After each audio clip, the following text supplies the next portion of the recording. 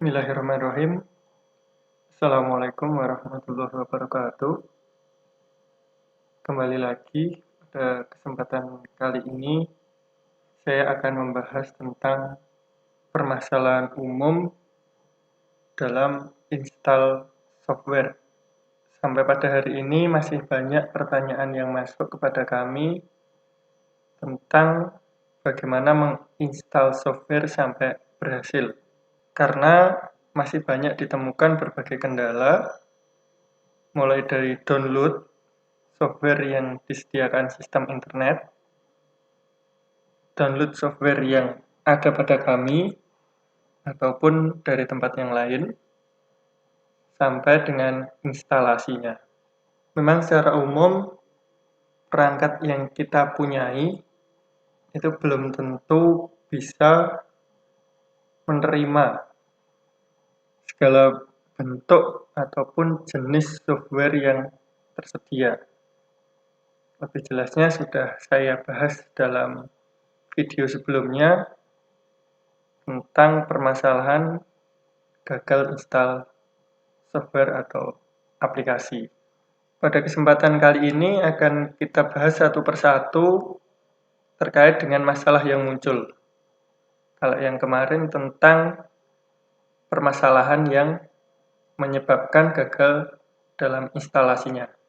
Sekarang contoh permasalahan-permasalahan yang muncul sehingga dalam install software tersebut itu mengalami berbagai macam kendala.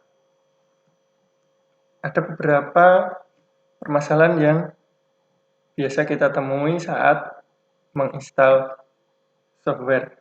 Apa saja? Mari kita lihat beberapa permasalahan tersebut. Nah, ini permasalahan yang sering dialami. Yang pertama, tidak memiliki WinRAR. Artinya dalam komputer ataupun laptop atau PC yang digunakan itu tidak tersedia WinRAR. Sehingga hasil yang didownload atau yang diunduh itu berwarna putih polos. Maka tidak bisa diekstrak. Tidak seperti contoh video yang saya sampaikan sebelumnya. Solusi yang bisa kita berikan adalah mengunduh WinRAR dan memasangkan pada perangkat yang kita gunakan. Yang kedua, WinRAR rusak.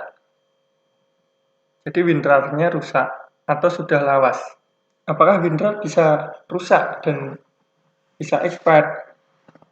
Jadi bisa expired juga.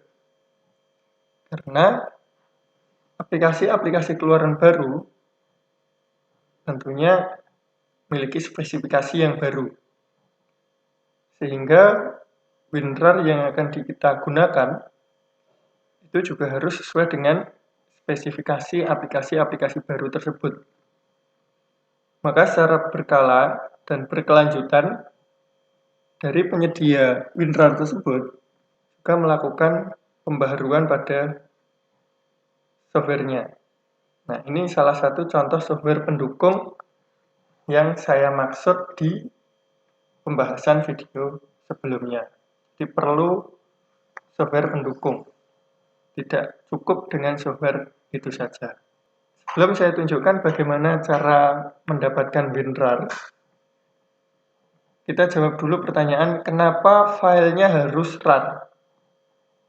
Ini juga muncul dari peserta. Kenapa filenya RAR yang dibagikan?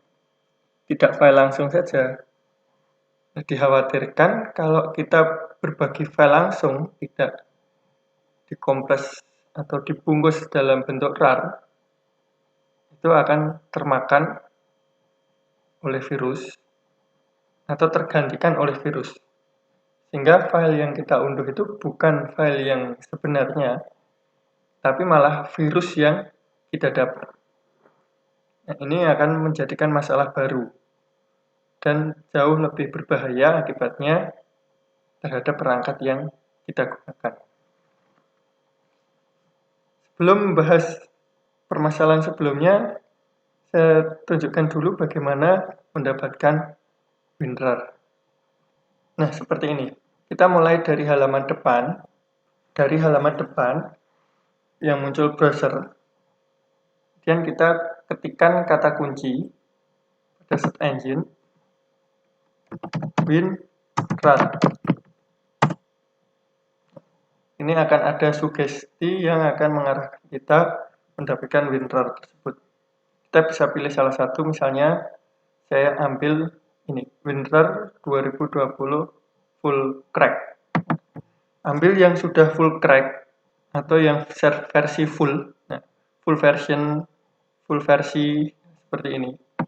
Karena ini sudah ada kaigennya. Nah, ini sudah ada kaigennya full version. Jangan yang asli dari WinRAR, karena itu sebenarnya berbayar. Tapi alangkah lebih baiknya juga mendapatkan yang berbayar. Kebanyakan dari pengguna pengen mendapatkan layanan yang gratis dengan fitur yang lengkap. Contoh kita ambil dari yang paling atas.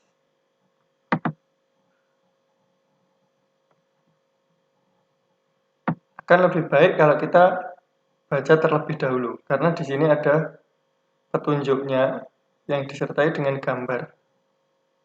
Bagaimana cara kita memasangkan WinRAR tersebut. Petunjuknya sangat jelas sekali. Apa akibatnya jika kita tidak membaca dengan seksama? Nanti dikhawatirkan salah langkah dalam memasang atau bahkan mengunduhnya pun akan bermasalah. Contohnya seperti ini. Mana yang akan kita klik? Kita pilih sebagai link pengunduhan. Kebanyakan orang yang tidak terbiasa dengan surfing seperti ini, maka akan memilih ini. Padahal ini link iklan. Ketika kita klik, maka akan masuk ke iklan. Ini bukan pengunduhan software RAR tersebut. Yang kita pilih ini. Nah, ini. Ada 3 jenis. Yang pertama, untuk 64 bit. 64 bit ini biasanya komputer-komputer baru dengan spesifikasi tinggi. Kemudian ini yang 32 bit. Ini biasanya komputer maupun laptop yang sedikit lebih lama dengan spesifikasi yang lebih rendah. Kita milih yang mana?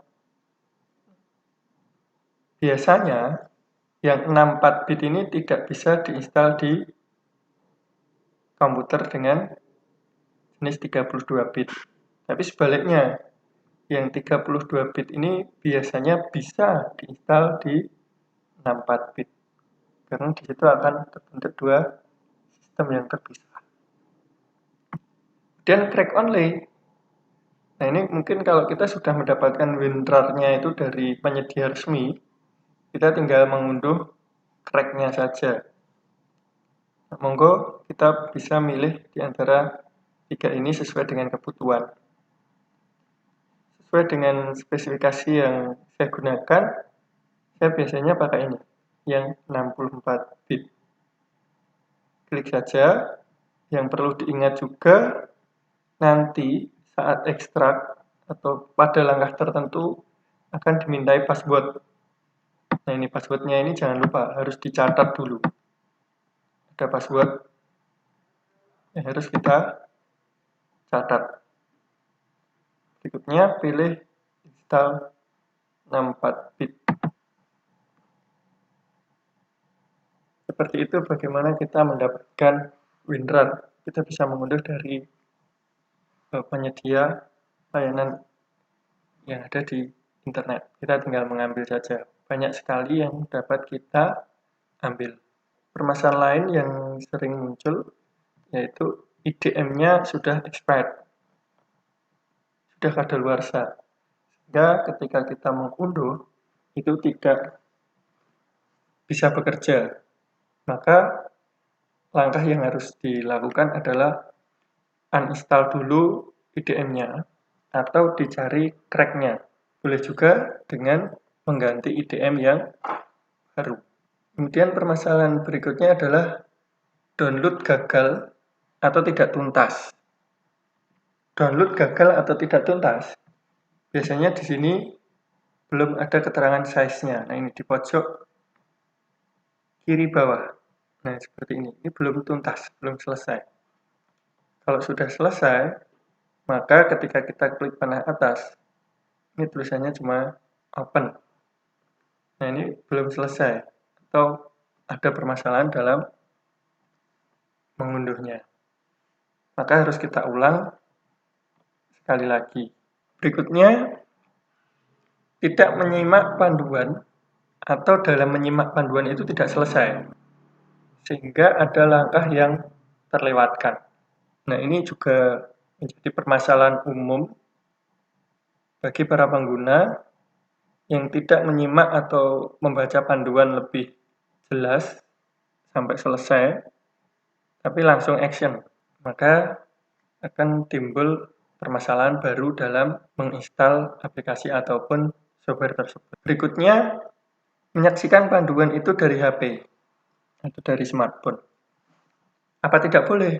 Boleh. Apa tidak bisa? Ya bisa. Tapi nanti action-nya terbatas. Tindakan yang dilakukan setelah menyimak panduan itu terbatas.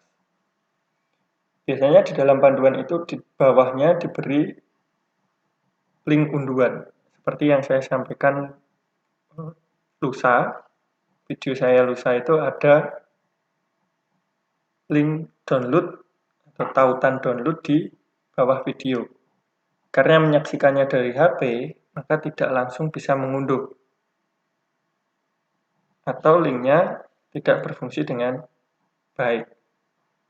Maka hendaknya kalau menyaksikan panduan itu sekaligus action, sekaligus menginstal. Atau dalam menginstal itu disertai dengan panduan, baik yang dibaca maupun dengan video. Yang terakhir, belum menyesuaikan pengaturan. Ini ada kaitannya dengan dua permasalahan di atas, yaitu tidak menyimak panduan atau tidak selesai dalam menyimak panduan, maupun menyaksikan panduannya hanya dari HP. Sehingga ada pengaturan saat menginstal itu tidak sempurna untuk dipahami. Seperti mengatur bahasa, lokasi install, ketentuan install yang lain, itu tidak bisa terserap dengan baik.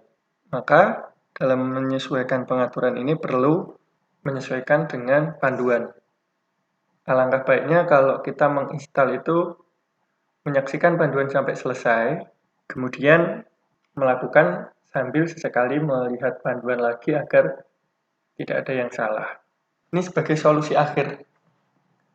Karena yang kita bahas pada kegiatan kali ini adalah install aplikasi Flip PDF Corporate Edition, maka solusi akhirnya adalah mengganti Flip PDF Corporate Edition itu dengan HTML5 online. Jadi kita menggunakan sistem online. Kita tidak menggunakan sistem yang install aplikasi terlebih dahulu, tapi kita hanya menggunakan sistem online. Banyak sekali penyedia HTML5 online ini yang dapat kita gunakan. Sedikit saya beri gambaran tentang bagaimana mencari HTML5 online. Free. Nah, ini misalnya free PDF to HTML5 Flipbook Converter. Seperti ini, kita harus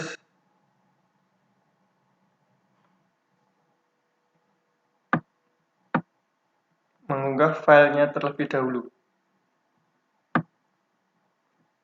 Kita gunakan layanan online, maka kita harus in atau hanya menggunakan layanan coba gratis saja. Try. Site with Google.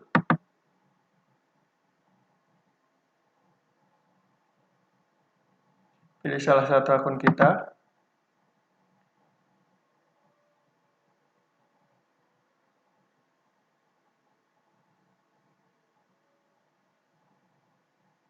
Nah, ini sudah masuk dengan akun free. Kita unggah file yang kita miliki.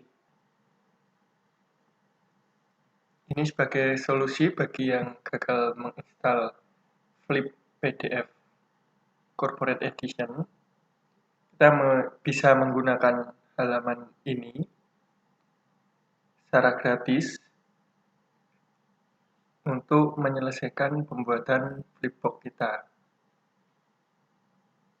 Terkait dengan tutorial bagaimana cara penggunaan dari Flip HTML5 ini, saya sampaikan di video berikutnya. Terkait dengan penjelasan saya, jika ada yang belum jelas, silahkan tulis di kolom komentar. Terima kasih, sekian yang saya sampaikan, semoga bermanfaat. Assalamualaikum warahmatullahi wabarakatuh.